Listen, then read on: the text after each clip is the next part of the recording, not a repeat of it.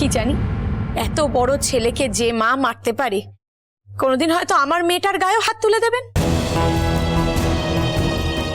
আপনার মেয়ে যদি সে ঔদ্ধত্য দেখায়, সেও যদি আমার সঙ্গে সেই ভাষাতেই কথা বলে যে ভাষাতে আমার ছেলে আমার সঙ্গে কথা বলেছে, তাহলে আমি তাকে নিশ্চয়ই শাসন করব দিদি। আপনি নিশ্চিন্ত থাকুন। শুনলাম আপনারা নাকি খাবার নিয়ে এসেছেন মেজামাইয়ের জন্যে। মিঠি ওদের জন্য প্লেট এনে দাও, ওরা খেতে বসুক। ওর মা অনেক দূর থেকে খাবার নিয়ে এসেছেন, নিশ্চয়ই সেগুলো বাড়ি ফিরিয়ে নিয়ে যাবেন না।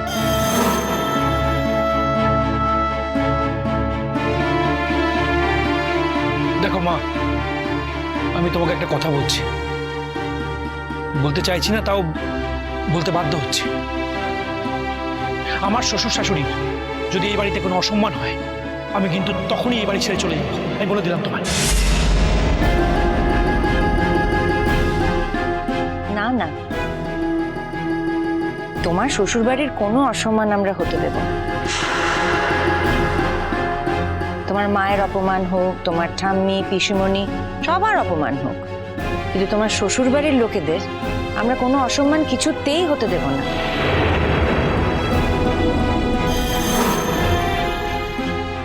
চা বা কফি কিছু খাবেন? আমরা এখানে আজকে খেতে আসি। না না, আপনারা এখানে কিছু খেতে আসেননি, কিন্তু আমাদের তো দায়িত্ব আপনাদের আপ্যায়ন করা। হাজার হোক আপনারা কুটুম মানুষ, আর যেখানে বৌদি ভাই আছে সেখানে আপনাদের আপ্যায়ন না করে উনি ছেড়ে দেবেন ভাবলেন কি করে? ওই যে বললাম, আজ আপনাদের কাছে আসিনি। বাবা সে কি কথা গো, আমরা সব এক বাড়িতে থাকি, আমাদের জন্য আসুনি বললে হবে নাকি?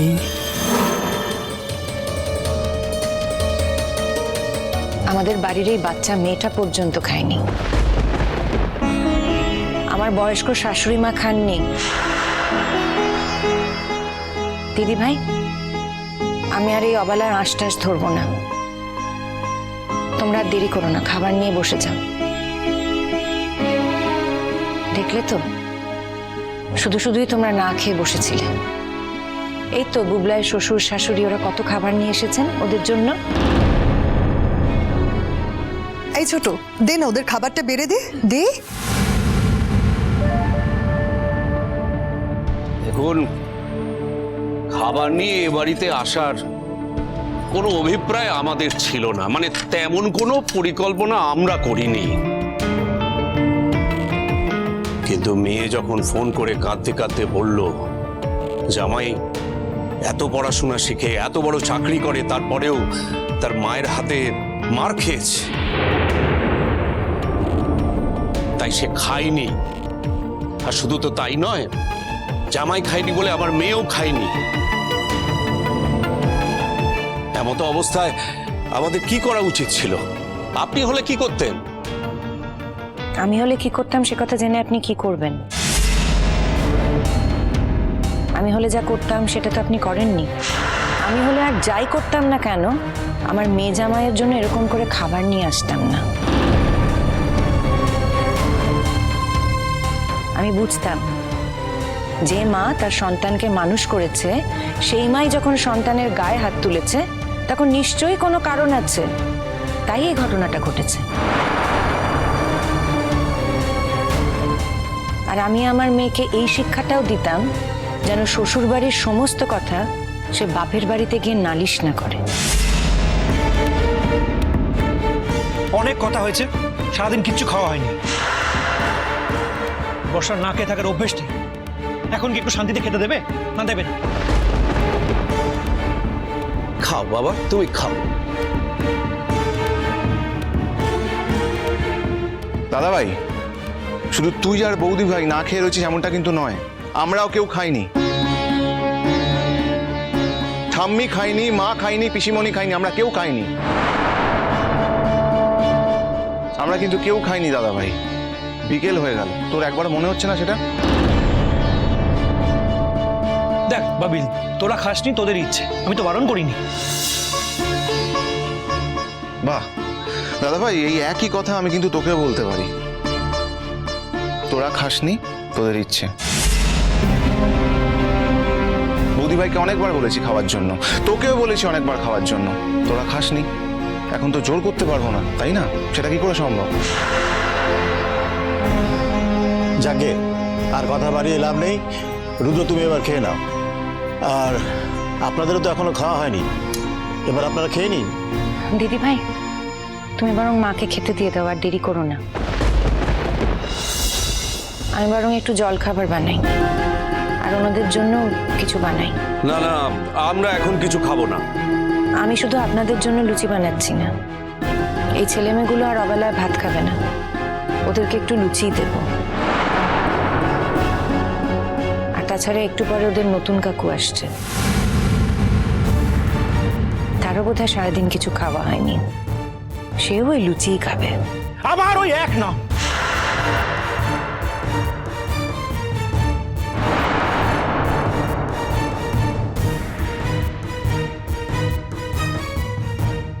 আমি কবে বলেছিলাম রে যে এই নামটা তোদের সামনে উচ্চারণ করব না? কবে বলেছিলাম বল? আর এই নামটা এখন তোর দু চক্ষের বিষ হতে পারে, আমাদের কারোর তো দু চক্ষের বিষ নয়, আমরা তো সবাই এই বাড়িতে থাকি। করছি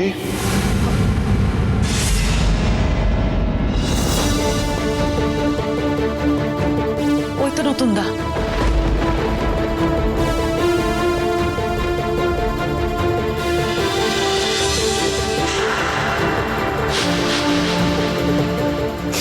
কিরকম মানুষ তুমি? আমার কথাও একবারও ভাবলে না? I am so sorry. ঠিক আছে, এসব কথা পরে হবে। এই দেখ, সকলের জন্য খাবার এনেছি, সবাই মিলে খাবো। হ্যাঁ Bublai, I am so sorry. আমি বেরিয়ে গিয়ে বুঝতে পারলাম তোদের ছেড়ে থাকাটা আমার পক্ষে অসম্ভব, তাই ফিরে এলাম। বেটা, আমার উপর তোর যদি কোনো রাগ থাকে তাহলে আমার সঙ্গে কথা বলে মিটিয়ে নে না, আমরা আলাদাভাবে কথা বলি। বেটা, তুই তো আমার সেরকম ছেলে নোস, তুই তো ভালো ছেলে, কিন্তু এত বেলায় খাচ্ছিস কেন? নতুন কাকু, তুমি এই বাড়িতে আমাদের জন্য ফিরেছো? অফকোর্স, তোদের সকলের জন্য। খুব অন্যায় করেছিলি নতুন, না বলে চলে গিয়ে খুব অন্যায় করেছিলি। তুই জানিস বৌমার কুচি কত ছুটে বেরিয়েছে তোর জন্য? হ্যাঁ, ছি ছি ছি ছি, তুই ঠিক করলি না। এই কাজটা কি করে করলি বলতো? হ্যাঁ, তুই এত মাসি মাসি করে ডাকিস, তুই এত ভালোবাসিস আমাকে, তুই কাজটা কি করে করলি? কি রে নতুন, তোর সঙ্গে কি দুদিনের চেনা নাকি? হ্যাঁ, দুদিনের চেনা তোর আমার? হ্যাঁ, সে কবে ছোট থেকে আমার ছেলের সঙ্গে থেকে একেবারে আজ অবধি তোকে দেখছি। তোর তো বয়সও হয়ে গেল, আমার তো সে, আমি তো পা বাড়িয়ে আছি ঘাটের দিকে। ছি ছি নতুন, তুই মাসিকে ছেড়ে চলে যেতে পারলি? তোমার জন্যই এত অশান্তি হলো বাড়িতে। মা ছেলের গায়ে হাত তুললো, ছেলে না খেয়ে রইল, কারো খাওয়া হলো না।